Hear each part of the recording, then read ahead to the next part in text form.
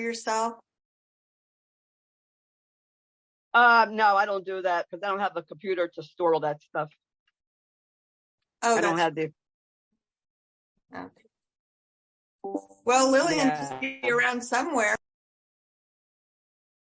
Good afternoon, good evening, good morning. Welcome back to Global Media Network, LLC. Passionate World Radio Network is a wholly owned subsidiary of GMN, LLC. And our program today, Lest with a D, we forget historical. We are talking about immigration from South America, Central America, and Mexico at the moment. And so we are going to start off with Lisa Skinner, and she will begin talking about immigration in the 21st century, notably 2018. Lisa? Thanks, Lillian. Actually, I am going to specifically be talking about the current border crisis. And this dates back to 2018 when the problems initially started that are present today. I've researched many resources and put together this informational narrative for you based on the research that I've done. So this is what I found out. By the hundreds of thousands, Central American families and children without their parents migrated to the southwest border. They were pushed by the threat of violence and by economic hardships in their countries. They were pulled in by the chance at a good job in a booming U.S. economy. They were lured by smugglers dangling a false promise that if they bring their children, they will get to stay in the U.S. So between October 2018 and September, which is the U.S. government's fiscal year, CBP law enforced personal apprehended or have deemed inadmissible nearly 1 million illegal immigrants crossing the southwest border, which is the most in nearly 15 years.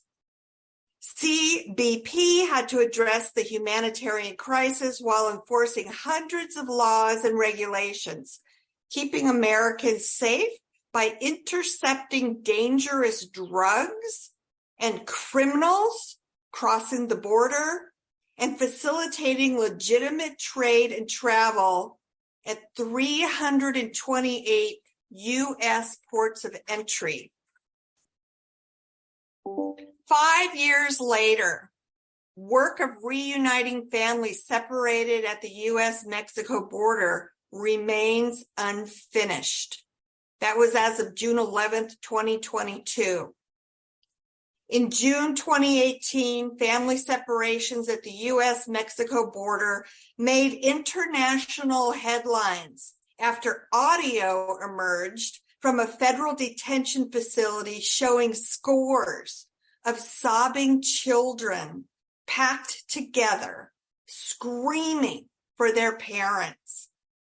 Though news of the separations came to light in 2018, a pilot program had actually started in 2017 in El Paso, Texas. 5 years later, of the more than 5,000 children who, court documents say, were separated from their parents under former President Donald Trump's zero-tolerance policy for unauthorized border crossers and those who presented themselves legally at ports of entry, about 180 children have yet to be reunited with their parents. Well, that's not a true number. I'll get to that in a second. Many of those parents were expelled from the United States, an immigration attorney told VOA. Well, some of these children ended up in foster care. Others are with relatives that they had never seen before. Lawyers with the American Civil Liberties Union believe the number of children yet to be returned to their parents is much higher, like way over 1,000. We believe that more than 1,000 families are still not reunited. Lee Gelnert told the VOA. He's the lead ACLU attorney who sued to stop the Trump administration policy and represents separated families suing the U.S. government for damages and other types of relief. He says, I've been doing this work for 30 years, and this is by far the worst thing that I have ever seen. We're talking about really a historical wrong by this country because this was no accident. It wasn't a few mistakes. It was a deliberate policy at the highest levels of the United States government sitting down and saying, let's take children away from their parents so that the parents say, let's just give up our asylum claims and no one ever tries to come in. Now, I just happened to be talking to a young woman about a week or so ago. She's kind of lives in my community. Excuse me. And this is kind of what inspired us to want to talk about this topic. And she told me that she has family members who were separated from their children 5 years ago at the border when they tried to cross. And those children still have not been reunited with their parents. And they have no idea where these children are still after all these years. These were not her children. They were nieces and nephews. But she also told me that she knows many, many, many families who were in that same, trying to cross the border in that same time period, whose children were taken away from them, separated from them, and now still 5 years later, they still have not been reunited with them, and they have no idea where their children are. So firsthand accounting of exactly what I'm sharing with you today. Within weeks of taking office in January 2021, President Joe Biden created an interagency task force to reunite children separated from their families at the United States-Mexico border. The Department of Homeland Security announced in March of 2021 that some of the families could be reunited in the United States and be allowed to stay. And DHS, Department of Homeland Security, created websites in English, Spanish, and other languages where separated family members could register for help in finding their children. Thousands of separated children have been reunited with their parents since 2017. But while the Biden administration points to progress, immigration advocates point to an effort they say continues to be hampered by logistical, legal, and political hurdles. In a December written statement, DHS told VOA the Interagency Task Force has made significant and important progress. As of March, a year since its creation, the task force, along with nonprofits, has reunited, 147 children with their parents. About 1,075 families have registered using the two DHS websites. Some are outside the U.S. waiting to be reunited, and some have been reunited and live in the United States. Under the Trump administration, the process of reuniting the families began after a federal judge ordered the government to stop separations and reunite families within 30 days. Think that happened? The government missed the court's deadline, and most of the work was done by the ACLU and immigration nonprofits. We are just continuing to look for them, Mr. Gerland said. It has now been 5 years, and there are some children who haven't seen their parents in 4 to 5 years. And so we are in this horrendous situation where the children, some of them so young, they don't even really remember their parents. So the question is, how did the U.S.-Mexican border become such an unrelenting humanitarian crisis? And why is it still going on 5 years later? In the summer of 2018, one of the first refugee camps in the history of the U.S.-Mexico border formed in the city of Matamoros on the banks of the Rio Grande, or Rio Bravo, as it is known in Mexico, less than a kilometer from the international bridge leading to Brownsville, Texas. The camp was a powerful symbol of the humanitarian impact of policies enacted by the administration of U.S. President Donald Trump to crack down on migration at the border and restrict access to asylum.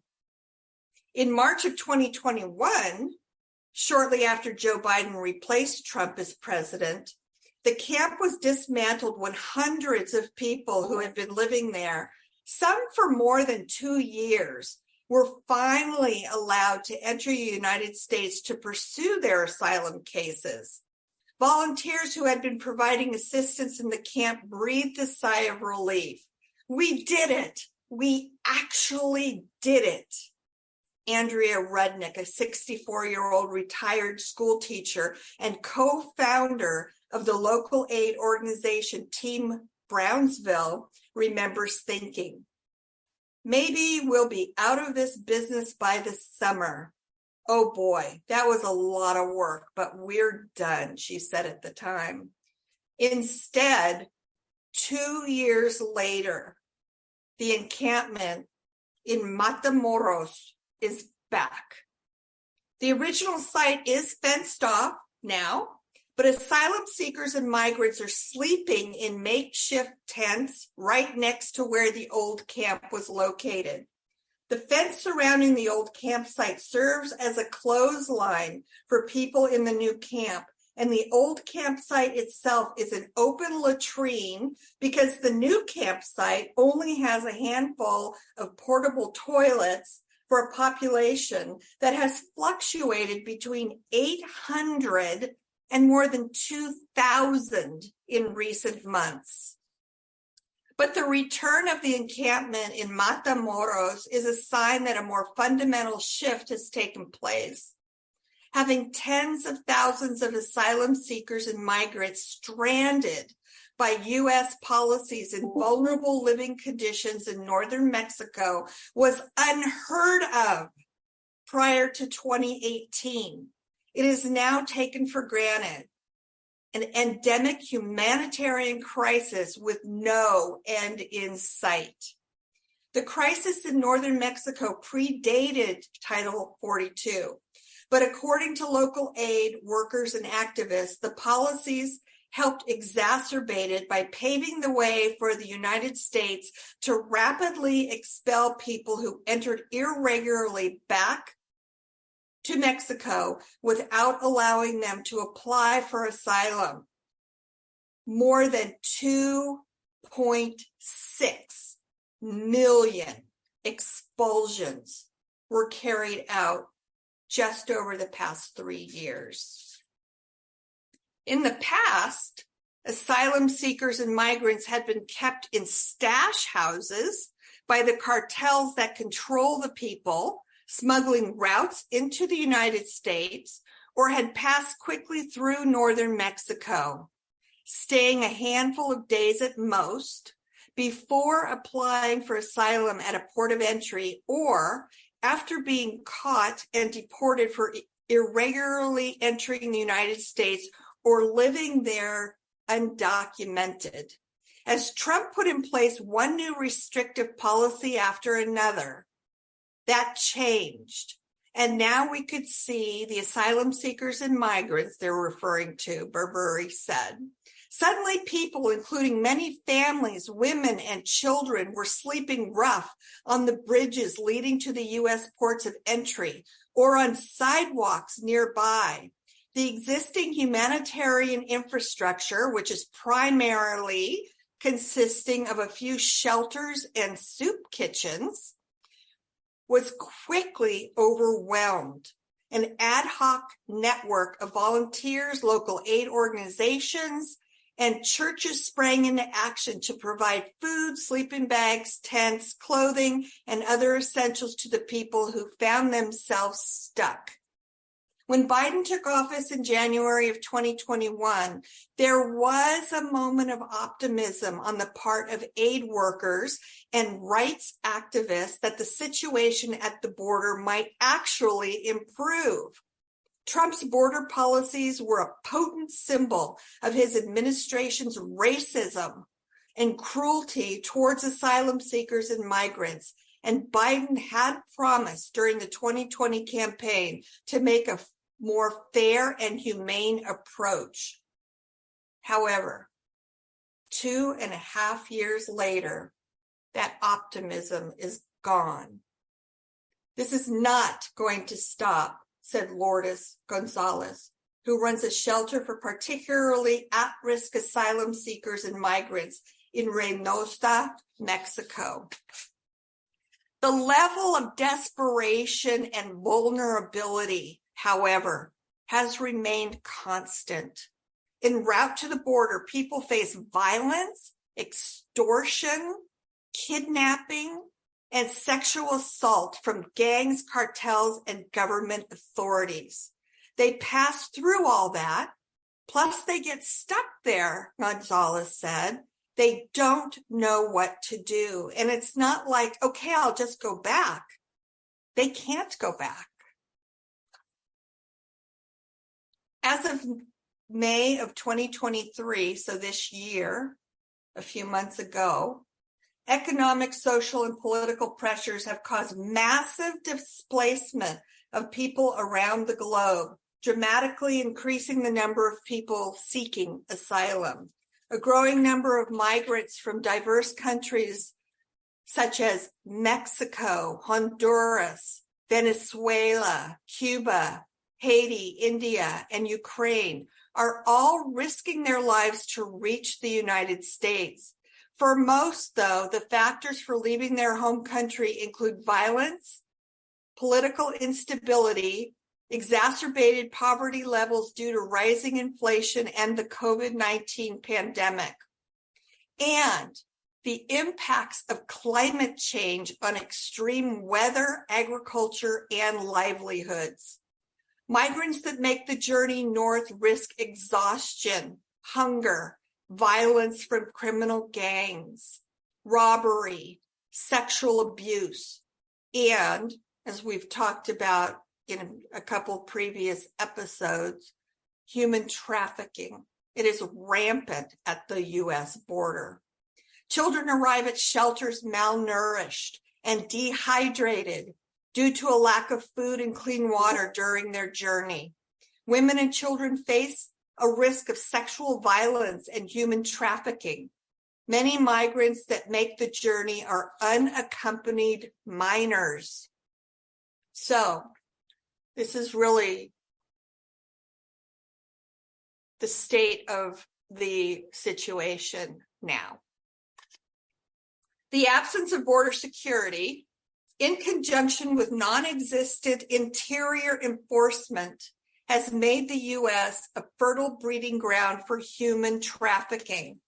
Human trafficking is a global business generating, and I think this is consistent with what Lillian quoted to us a couple episodes ago. Human trafficking is a global business generating $150 billion in illegal profits. It encompasses forced labor, sex trafficking, organ trafficking, and more. President Biden has professed a commitment to fight this multifaceted criminal enterprise, yet his immigration policies have only made the situation worse. Human trafficking increased massively in the last fiscal year. Arrests rose 50%, convictions soared by 80%. The vast majority, 72% of those trafficked in the U.S. are immigrants. Most of them are here illegally. Many are women and children who are highly vulnerable to being smuggled and eventually trafficked. A study from the Coalition Against Trafficking in Women estimated that 60% of unaccompanied alien children, they call them UACs, are caught by the cartels and exploited through child pornography and drug trafficking. To put this into perspective, more than 150,000 unaccompanied alien children crossed into our country just last year. The Biden administration responded by declaring January National Human Trafficking Prevention Month. This, of course, did nothing to curb the problem. That month, 5,882 unaccompanied children crossed the border, which was an increase of more than 80% over the number logged by the Trump administration in January of 2020. And finally, the dramatic increase can be traced directly to the Biden administration's open border policies. On average, over 12,000 unaccompanied children are entering the nation monthly in 2023. This information is just overwhelming. And have you ever heard this before? No, they don't tell us. I had to dig really deep to find this information, but here you have it.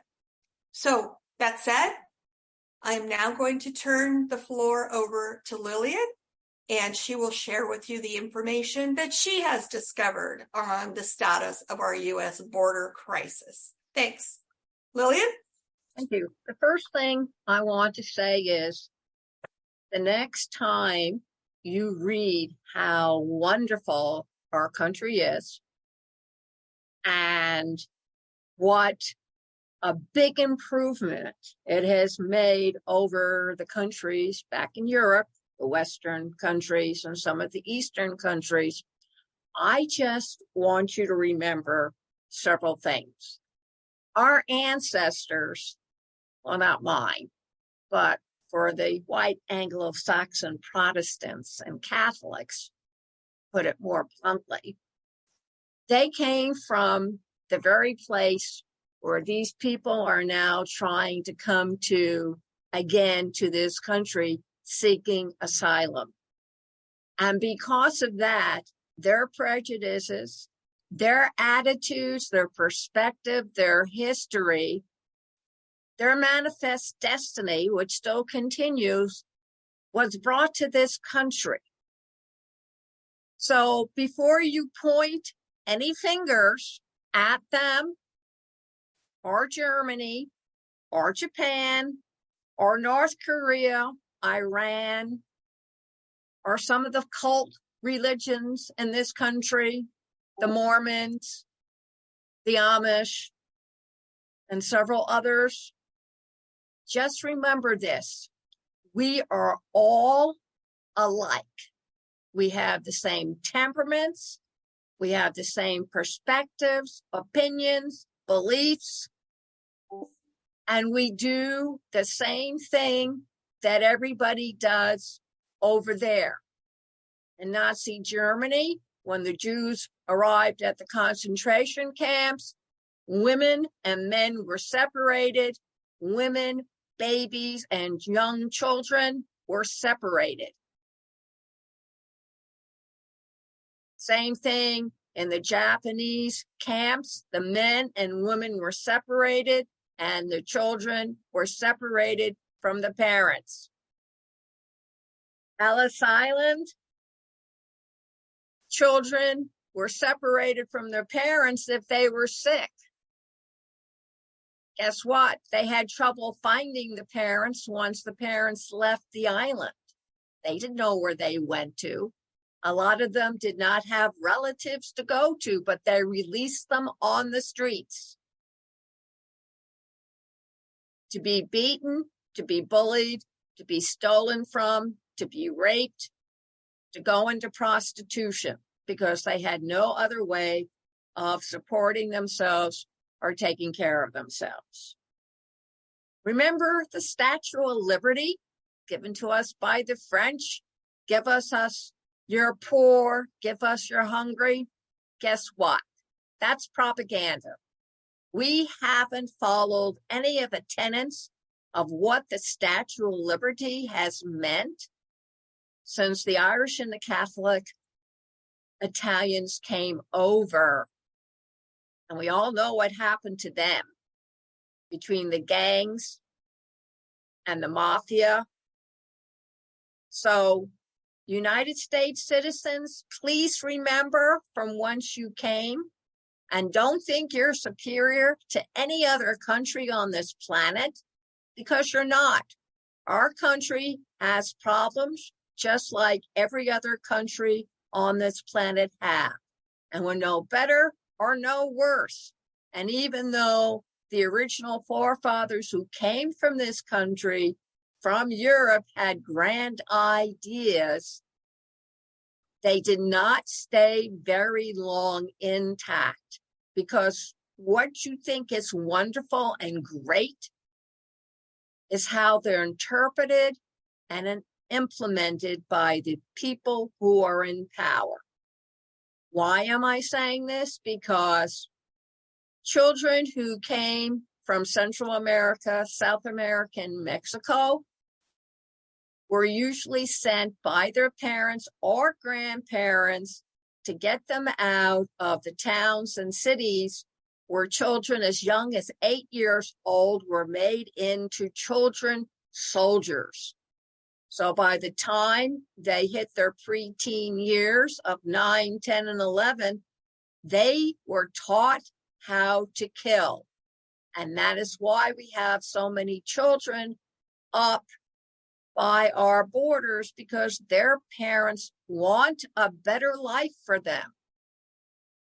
So everybody raise their hands and tell me how they want a better life for their children, whether they live in the ghetto or the inner city or out in the country where property is king. It's there, folks. They call them different names, but it's the same thing. It's the same cherished dream. We want something better for our children. Who knew that the United States government would label these kids as unaccompanied alien children? Not to be confused with the aliens that come in spaceships. Big distinction. Who knows? Maybe if you're running away from the United States because of the political tensions here between the West and the East, your child may be labeled an alien when they try to seek asylum in England. Oh, wait, they can't because all the Muslims are in England and there's no room at the inn anymore. Except in England, they put all the Muslims into hotels. They don't make them wait in the freezing cold or the thunderstorms or in tent cities. But hey, that's what we put our homeless in. And if it's good enough for the homeless, isn't it good enough for the alien children? Think about it. A lot of the information that Lisa provided, I also have. which tells you that the information is very limited on what Google can unearth for our discrimination against immigration adults and their children. And I mean discrimination, because they are not wanted. Although 25, 30 years ago, they were welcome, because those are the people they put into all our agricultural fields to pick all the vegetables and the fruit that our society deemed themselves above picking, because only immigrants did that kind of work. Proud Americans did not. It was beneath us. So children under the age of 18 are considered unaccompanied alien children. And yes, they were separated at the border by a law that never existed. But that's okay. When you're president of the United States, you can make up laws as you go along. Who's going to say you're wrong? Well, apparently our congressman said and didn't. They went right along with the mythology that it was all right to separate children. And we're not talking about kids 9, 10 years old. No, we're talking about babies and toddlers who haven't seen their parents in 5 years. And these kids have now grown up to where they're children, and they don't even know who their parents are, because they do not remember who their parents are, having not the memory from a 2-year-old up to a 9 years old, and remembering their father's or mother's facial features. How would you like it if your child was removed from you when you took them to daycare, and you came in late and they say, nope, you can't have your child. You're an unfit parent because you're not picking up your child on time. Therefore, the state is going to keep the child. Is that any different from the war orphans that were put in orphanages in China and in the Soviet Union? Oh, excuse me, Russia. I get the two names confused because they both have the same policies. Or those other children who are casualties of war, so they're put into the institutions not knowing who their parents are? Yes, well, let me continue. They have found that the children who were separated at the border were put into the custody of the Office of Refugee Resettlement under the Department of Health and Human Service. Doesn't seem right. Health and Human Service, refugees, doesn't sound like they belong together, do they? And they were responsible for finding and screening relatives of these children that are already here in the United States. Well, they did that too back in the early 1900s. If you were coming in from Italy or Ireland or another place from Europe, you had to have a name of a relative that you would be going to once you were released from Ellis Island. And if you did not have a relative here in the States, you were turned back and sent back to the country you just vacated. My, how things haven't improved. So what happens to the kids who are separated? As Lisa pointed out, they're put into the Rio Grande Valley in Texas. And from October 2017 to April 2018, 700 families were split apart by Trump. And that was just the tip of the icebergs. Reuters reported that there were 1,800 families were separated between 2016 to February 2018, but it had been going on for some time. By May 31st, 1,995 children were taken from 1,940 adults. And they recognized that the facilities that the government had provided for these children were not sufficient. So they ended up in foster care with foster parents who'd never fostered a child before in their life, or they went to relatives who were of the same blood, but they didn't know who these children were. So you think about that, having your child not returned to you and then put into a place where there may be a child molester or a pedophile who's registered or not registered with the government.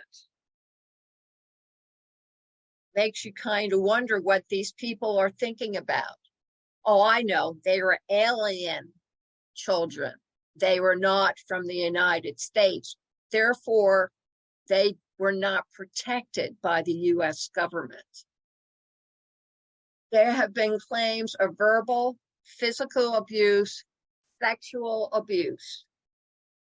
When PBS Frontier did an investigation, they found that teens who were released were either put into labor camps or to human traffickers, which means they were part of the slave trafficking business. Now, if you were an immigrant, how would you like to hear that your 13-year-old son or daughter was now being used as a whore overseas in Thailand? Or maybe in Saudi Arabia? How would you like to hear that if you got to hear about it at all?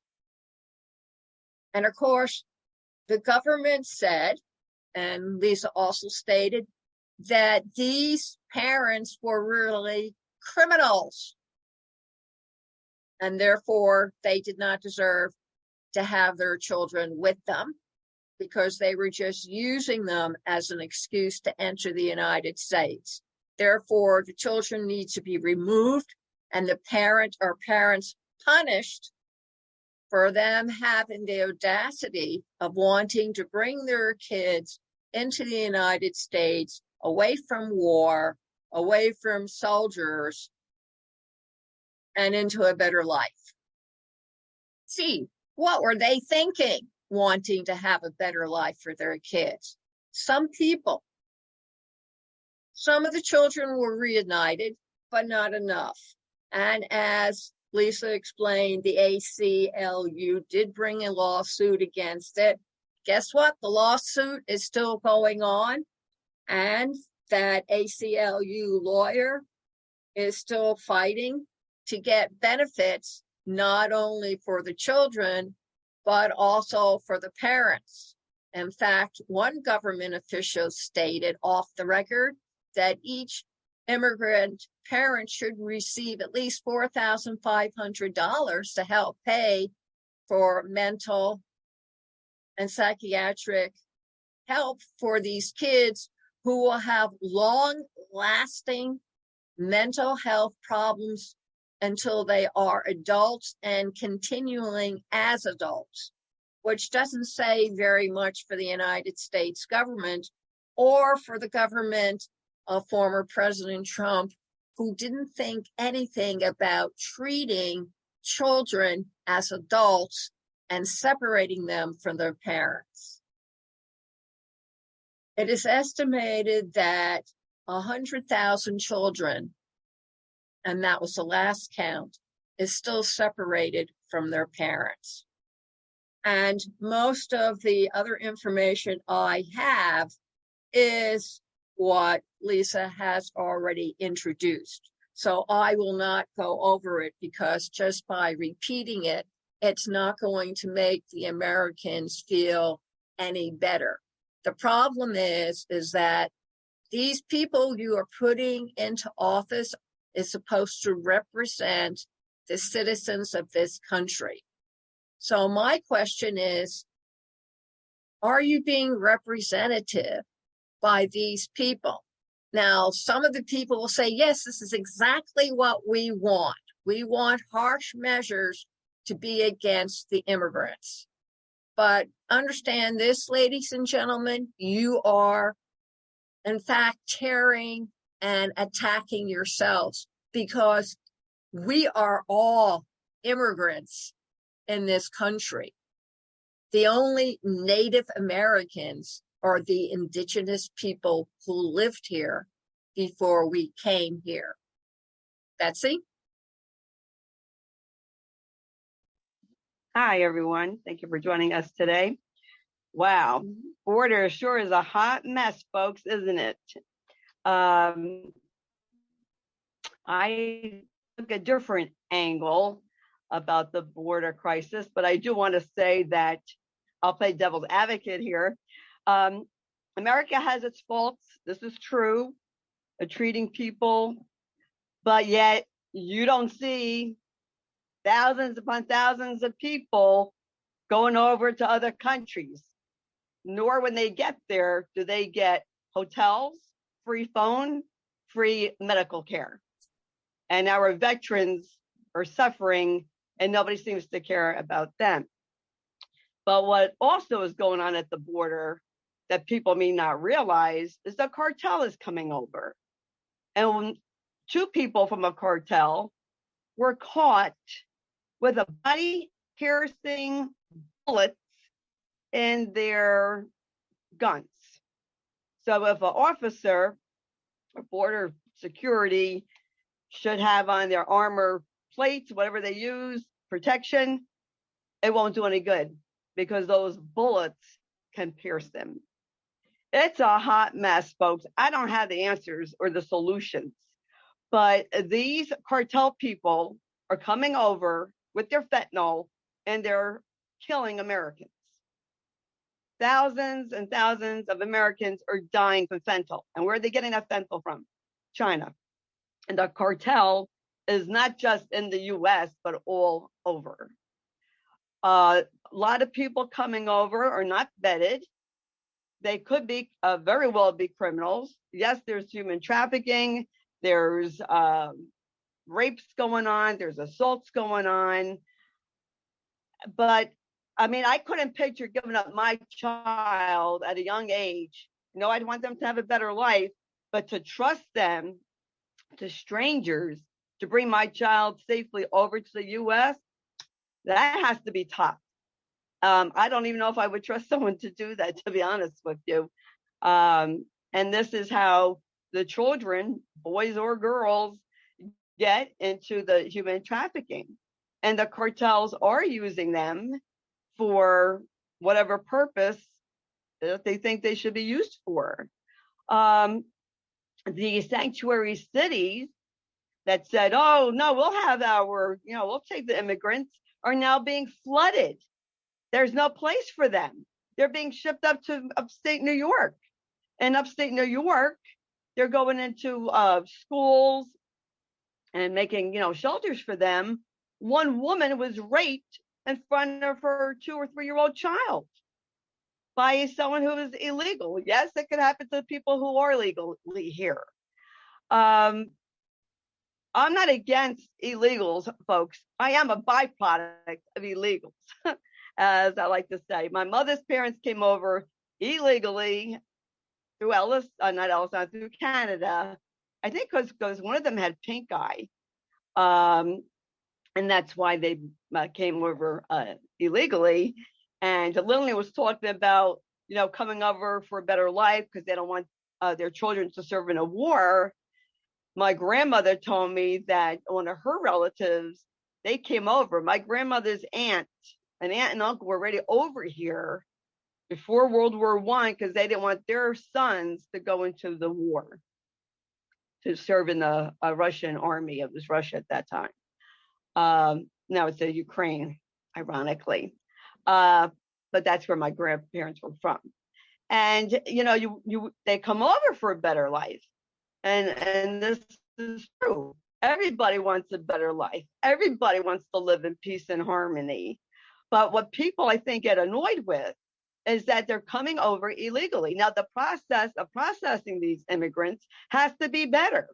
We need more judges. The legal system has to improve of getting citizenship quicker.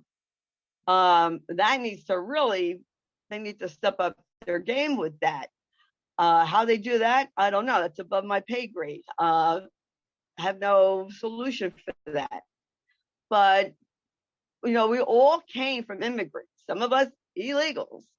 My grandfather did become a citizen. My grandmother couldn't because she was too busy caregiving. So caregiving runs in my blood. But they wanted a better life. Everybody wants a better life. But when you had these illegal immigrants in housing, you don't know who they are. They're not vetted. It becomes a danger to the neighborhoods. Who's teaching these children? Do we have the teachers to teach these children in the languages that they know? And they come from all over. Is there enough schools? Is there enough school space? Is there enough shelter and housing for everyone to live comfortably? And I think that's what people are getting really annoyed with. And President Biden really needs to face this border crisis. Something has to be, people can't just be coming over by the thousands every day. Where are we going to put them? Texas has no room. People criticize Texas because they shipped up the illegals all over the place. And now those same cities are shipping those same people again somewhere. So, if you're going to be a sanctuary city, then welcome these people in. They're having difficulty getting money from the federal government. So it's a huge mess. Very huge mess. And do we, the police had their hands tied, Border Patrol has their hands tied. That Mayorkas guy accused 2 border patrols of beating immigrants with a horse, a strap. They weren't beating the immigrants. They were guiding the horses. So people, and Mayorkas never apologized to these 2 people whose careers that he ruined. So we really have to look at what's going on from all angles. And that's what I have to say. Thank you. Thank you. I think that it is a problem that needs to be solved. The only thing I believe that we're saying is don't take it out on the kids. Mm-hmm. They're the innocent ones. They really have no say should their parents want to bring them up here for whatever the reason. And I really don't think that separating them is going to punish anybody except the kids. And they're being punished because they're kids. They don't have much to say. So it leaves them in a no man's land. And don't get me wrong, we all love our country, but we can also see its bad underbelly.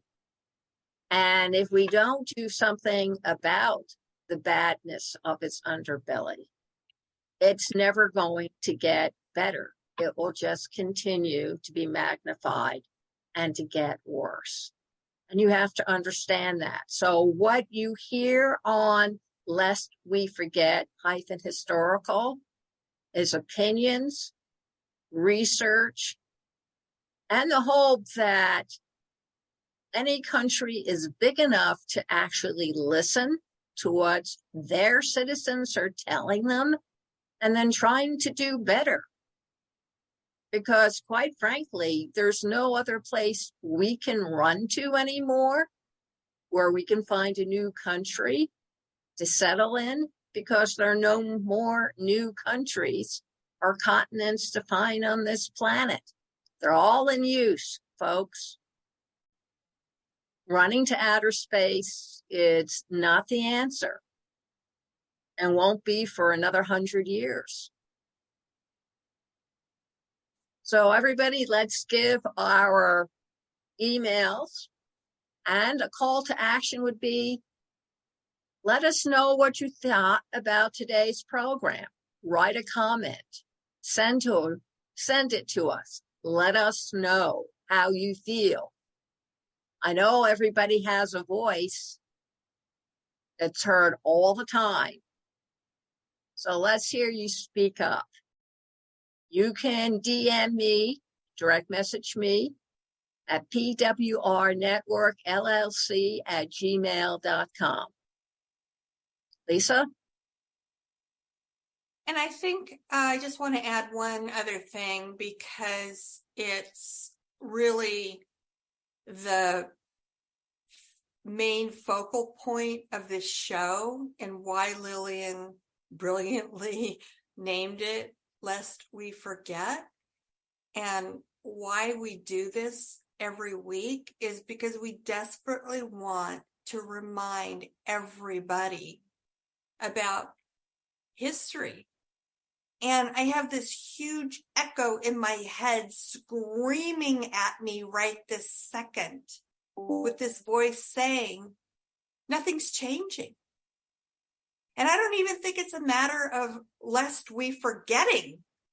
I think we're continuing the same behaviors and repeating them, and not really taking into consideration the consequences of our actions that have been cemented in history.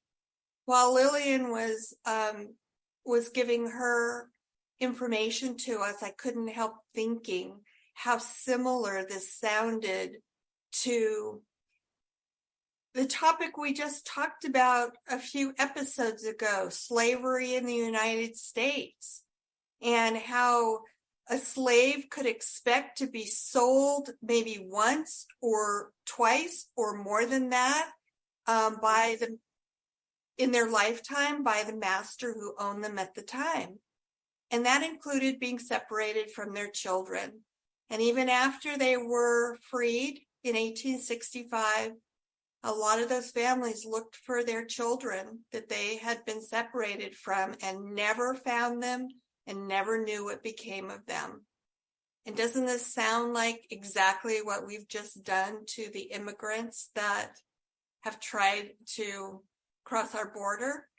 So did we learn anything from that? I'm not seeing that we did. I just wanted to make mention of that, because as I was listening to Lillian's presentation, I couldn't help but thinking, oh, here we go again. Oh, here we go again. And it's a sad state of affairs. And if we haven't changed our behavior in 200 something years. So hopefully we give you something really profound to think about with the information that we present, because it's all true. It's all facts. And yeah, there's some opinion in there, but the majority of what we present to everybody is factual information that has been proven and substantiated throughout history. So anyway, I just wanted to mention that because this whole thing just absolutely breaks my heart. My email is dementiawhisperer1@gmail.com. And I want to thank you all again for taking the time out of your day to listen to our program. And we certainly hope that you find the information valuable, at least eye-opening at a minimum. Thank you. Betsy. My email is Sloan, SLOAN, Betsy, BETSY 31 @gmail.com. And I just want to comment, you were talking, Lisa, about slavery, and Lillian was talking about children. Unfortunately, the children are the victims. And that's sad. It's sad because these parents are trusting these people that take their children over for a better life and then they're sold. And as we discussed probably 2 or 3 episodes ago, that human slavery is at an all-time high. And I wonder if it's at an all-time high because of the amount of people coming over and they are being sold into the human trafficking. Something to think about. And I have to say this to the audience. I sure have learned a lot from the show. Really eye-opening. Have learned a tremendous amount that I did not know before. And in October, the title of the movie just went out of my head. It's about the Osage Indians in Oklahoma. Robert De Niro is in it. I have to get the name of the movie because it's about the Osage Indians discovering oil and the white men taking away their money and their oil, and we're getting killed for it. Looking forward to watching that movie, and when I see it, I will comment on it. But thank you all for listening. Thank you all very much for listening. We hope you enjoyed and perhaps even learned something today. We welcome all comments, opinions, whether you agree with us, whether you disagree with us. We want to hear. We want to know what you think, what you would like to hear. We can't do that unless you speak up. That's why we're giving you a voice. You can see this, lest we forget, all over again on youtube.com/PWR network _PW Talk Radio, on Facebook.com/Passionate World Radio, LinkedIn.com/Passionate World Radio, and of course on our website, PassionateWorldTalkRadio.com. Once again, thank you very much for listening, and remember, please keep listening. Thank you very much.